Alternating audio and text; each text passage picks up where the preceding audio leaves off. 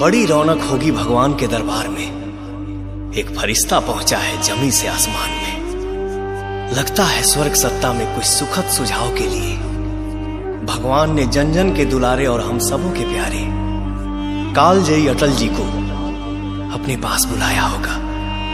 उसी ऊपर वाले से हाथ जोड़कर पवन सिंह की तरफ से एक अनुरोध है।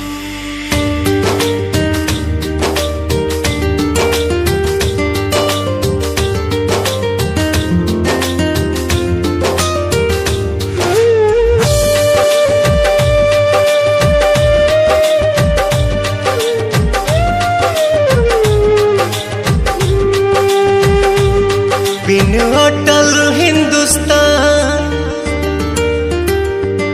तन जैसे बिना जान। बिन अटल हिंदुस्तान तन जैसे बिना जान। न सुबह होती ना होती शाम। कुछ दिन रख कर अपने धाम में लौटा देना है मेरे राम। कुछ दिन रख कर अपने धाम में लौटा देना है मेरे राम।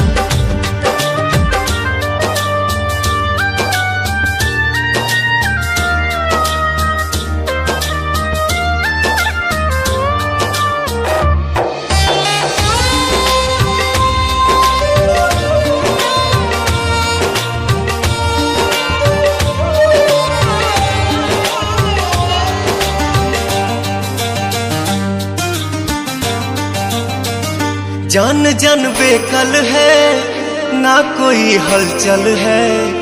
आज भारत माँ का सोना ये आंचल है। मौत की उम्र क्या है 2 पल भी नहीं। मौत की उम्र क्या है 2 पल भी नहीं।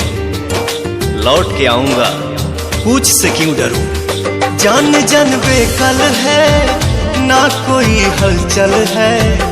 आज भारत माँ का सोना ये आंचल है। लाल देश का महान सरस्वती की जुबान। अभी जननी का बाकी है काम। कुछ दिन रख कर अपने धाम में लौटा देना है मेरे राम। कुछ दिन रख कर अपने धाम में लौटा देना है मेरे राम।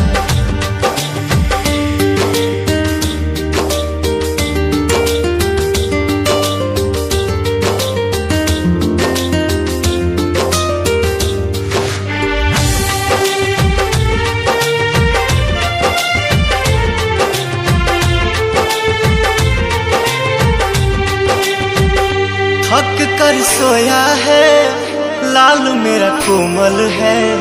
जुबां पे जय हिंद है हाथ में कमल है। जूझने का मेरा इरादा न था।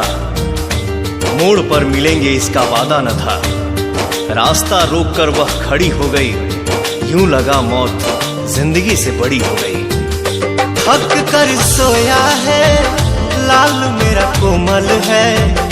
जुबां पे जय हिंद है हाथ में कमल है। आज चूम के चरण कहे घुंघरू पवन। मन मतलबी भी करता सलाम। कुछ दिन रख कर अपने धाम में लौटा देना है मेरे राम। कुछ दिन रख कर अपने धाम में लौटा देना है मेरे राम।